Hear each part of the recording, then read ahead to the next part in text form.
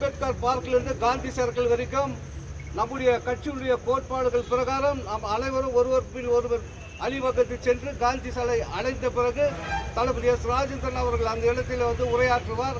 அனைவரும் அதை ஃபாலோ செய்வதை கேட்டுக்கொள்கிறோம்.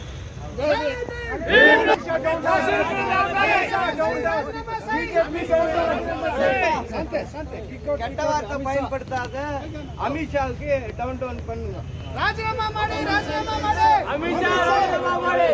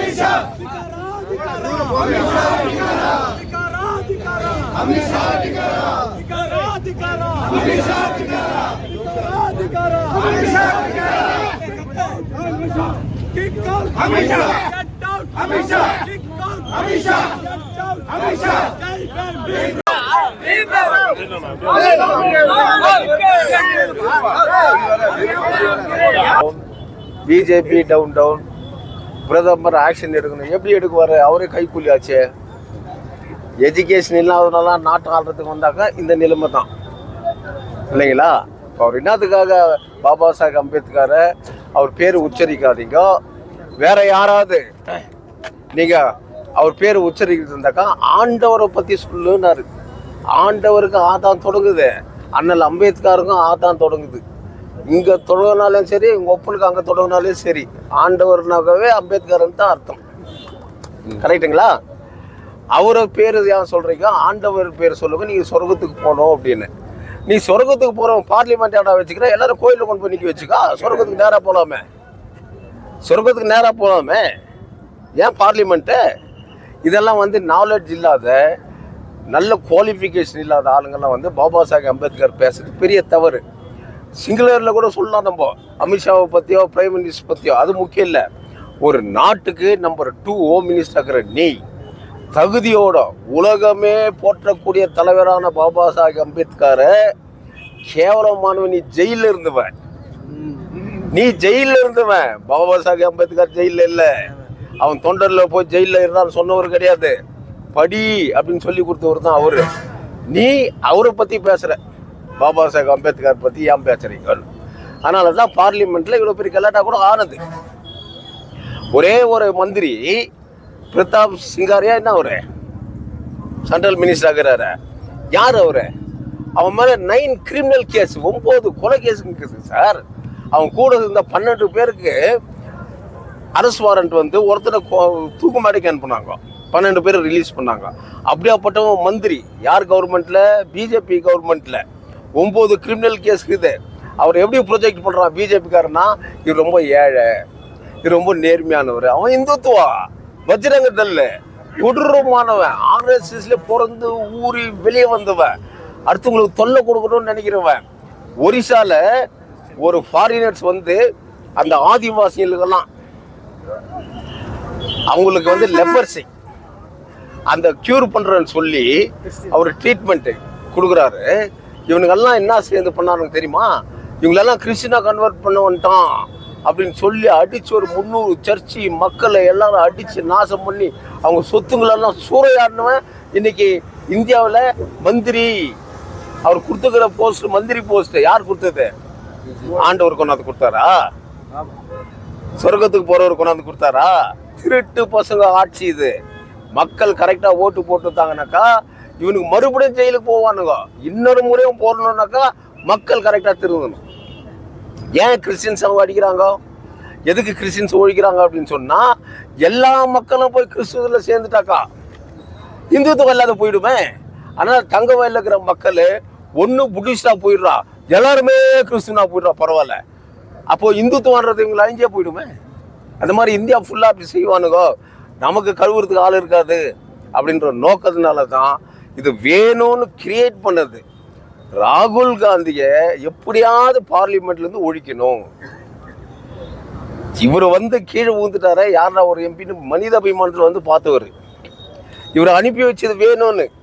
நீ ஏன் போன ராகுல் காந்திக்கு சீட்டு கிட்ட கிரியேட் பண்ணி ராகுல் காந்திக்கு ஏதாவது ஒன்று பண்ணி இவனை ஒழிச்சிடணும்னு ஒரு பிளான் போட்டதுனால கீழே விழுந்துட்டார் மினிஸ்டர். 2 தையல் அவர் ஹாஸ்பிட்டலுக்கும் போது காணும் போதும். அப்புறம் பார்த்தா கொஞ்சம் பெரிய கட்டு, மத்தியானத்துக்கு மேலே பார்த்தா பெரிய கட்டு, சாயங்காலம் பார்த்தா ஃபுல் தலையே கட்டு. ஏன்னா மூளையா வெளியே வந்துடுச்சு. எவ்வளோ பெரிய ஐயோடுங்க அட்ராக்ட் பண்ணுறானுங்க.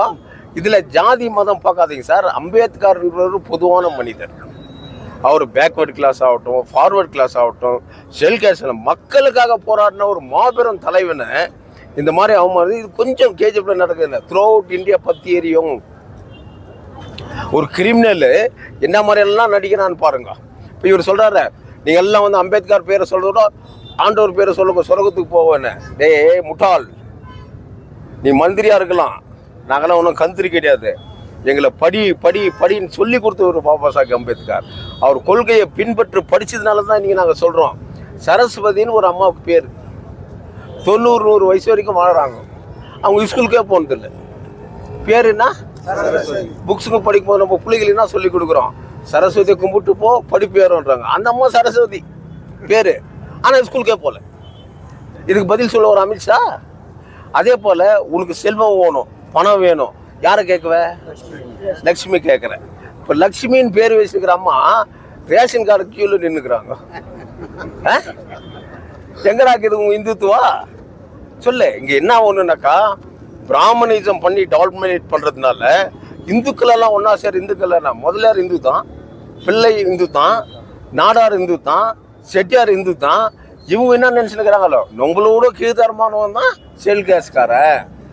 உன்னையே உள்ள விடலையே. உலக புகழ்பெற்ற இசைஞானி இளையராஜா உள்ள விடலையே. அதனால நம்ம இந்துத்துவ மக்கள் எல்லாம் நீங்க சிந்தனை செய்து பாருங்க. நம்மளெல்லாம் இந்துத்துவான்னு இவனுடைய குதூகலத்துக்காக நம்மளை யூட்டிலைஸ் பண்ணிக்கின்னு நம்மளை தூரம் ஒதுக்குறான். அதனால் நீங்கள் நினச்சிக்க உன்னோட நான் கீழக்குறேன்ட்டு.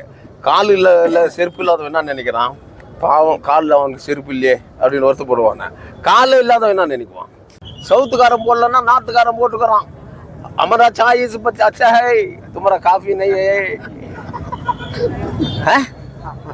அதனால அங்கேயும் மக்கள் பாடம் கொஞ்சம் கொஞ்சமாக கற்றுக் கொடுக்குறாங்க. முழுசாக கற்றுக் கொடுத்துட்டாங்கனாக்கா இந்த கவர்மெண்ட்டே ஜெயிலுக்கு போகிறது கேரண்டி. இல்லை, இந்த பார்ட்டி அமித்ஷா பேச்சுக்கு பேக்கில் இருக்குதுங்களா? உண்மை ஆர்எஸ்எஸ் பேக்கில் இருக்குது, இந்துத்துவ பேக்கில் இருக்குது, பட்ஜெட் பேக்கில் இருக்குது, பிரைம் மினிஸ்டர் பேக்கில் இருக்கிறாரு. இவங்கெல்லாம் ஒன்றா சேர்ந்து தான் ராகுல் காந்தின்ற ஒரு அப்போசிஷன் லீடரை ஒழிக்கணும்னு முடிவு பண்ணிக்கிறாங்க. அதுக்கு நம்ம எல்லாம் போராட்டம் பண்ணி அவரை பாதுகாக்க வேண்டியது நம்ம கடமை. நான் காங்கிரஸ்காரனா இல்லையான்னு இல்லை, எனக்கு சொல்லி கொடுத்தது equal rights, fight for the rights, do for the needful and help other. Baba Saheb Ambedkar அவருக்காக நான் போறேன். சார், ஆஸ் எ நேஷனல் பிரசிடென்ட்டா ஆர்பிஐல ஏன் நீங்கள் எல்லா தலித்ஸும் ஒன்றா கூடி ஒரு பெரிய ப்ரொடெஸ்ட் பண்ணக்கூடாது? பண்ணும் அது கரெக்ட் தான் நீங்கள் சொல்கிறது. அதுக்கு நிறைய காசு போகணும். என் ஊரில் யாராவது எனக்கு என்ன சார் நீங்கள் எலெக்ஷன் நிற்கும் போதும் என் சார்பில் ஒரு 1000 ரூபான்னு கொடுத்துக்கிறோம் யாருன்னா ஒருத்தரை காட்டுங்க, அப்போ இதை பற்றி பேசலாம். நான் கஷ்டப்பட்டு நான் உழைச்சி என் காசை போட்டு என் மண்ணில் எப்படி இருக்கணும், என் மண்ணுக்காரங்களை காப்பாற்றணும், என் உழைப்பை தான் அந்த மண்ணு கொடுத்தணும் ஒழியோ மக்கள் கையேந்தி நான் நிற்கல. இதுதான் நான் கற்றுக்கின பாடம். கற்பி புரட்சி செய் ஒன்று சேரினாரே, அவர்கிட்ட கற்றுக்கின பாடம் நான் நினச்சேன். அவர் மனசு வச்சுருந்தாக்கா இந்தியாவே திருப்பி இருக்கலாம். ஏன்னா அவர்கிட்ட பணம் இல்லை, இவங்ககிட்ட பணம் இருக்குது, கோடி கணக்கில் இருக்குது, நீதி இவங்க கையில் இருக்குது. வாங்கினாங்கல்ல எலெக்ஷன் டொனேஷனு, என்ன பண்ணிட்டாங்க? கேள்விக்கு என்னாச்சு? நீதிமன்றம் அவங்க கையில் இருக்குது. எவனோ ஒருத்தன் கொலை பண்ணலாம் வெளியே விட்டான்னு சொல்லிட்டு அவனும் எம்பி ஆங்கினால பிஜேபியில் சுப்ரீம் கோர்ட் ஜட்ஜு. நம்ம ரைட் ஆர் ராங்? அந்த மாதிரி கண்டிஷனில் இருக்கும்போதோ மக்கள் வெளியே வரணும், காசுக்காக வரக்கூடாது, புரட்சிக்காக வெளியே வரணும் என்று கூறி என் ஜெய்பிங் பிறந்த வணக்கத்தை தெரிவித்துக் கொள்கிறேன். ஜெய்பிங். இருப்பா. 2 வாட்டி எலெக்ஷன் வந்து சைமல்டேனியஸ் எலெக்ஷன் தான் இந்தியாவில் ஆணுச்சு. ஆமாங்க. இது நல்லதா கெட்டதா? கெட்டது. ஃபெடரலிசம்ல இதனால ஒரு பாதிப்பு ஏற்படுதா? கெட்டது. எப்படி கெட்டது சொல்லுங்க? இப்போ ஒரே நேஷன் ஒரே தேர்தல், தேர்தல் நடந்து ஒருத்தன் செத்து போட்டான், அப்ப என்ன பண்ணலாம்? போஸ்ட்போன் பண்ணலாம். செத்து போட்டான் சார், ரிசல்ட் வந்து மறுநாள். ரியல் எப்போ? நெக்ஸ்ட் ஒரே தேர்தல்ல. இப்போ இல்ல, இதெல்லாம் சிந்திக்கணும் போதுங்களா? இதுக்கு சீஃப் மினிஸ்டர் எல்லாம் இருக்கிறாங்க, அறிவின் சார்ந்தவர்கள், பண வசதி படைத்தவங்க, எத்தனையோ நம்ம சவுத்தில் இருக்கிற அவ்வளோ சீஃப் மினிஸ்டர் ஒன்னா சேர்ந்து, இவங்கெல்லாம் ஒன்னா சேர்ந்து இதை எதிர்க்கணும். ஆந்திரா சீஃப் மினிஸ்டர் மனசு வச்சாக்கா, நான் நீங்க செய்யறது சரியில்லைன்னு சொன்னா நாளைக்கு கவர்மெண்ட் கீழே விழுந்துடும். பீகார் மினிஸ்டர் சொன்னார்னா கவர்மெண்ட் கீழே விழுந்துடும். ஆனா ஒழு வைக்கிற நேரம் அவங்களுக்கு தெரியும் போதும் நக்கி நாராயணான்ட்டு போடணும். அன்னைக்கு அம்பேத்கர் தேவைப்படும். அதுதான் கான்ஸ்டிடியூஷன். ஓகே.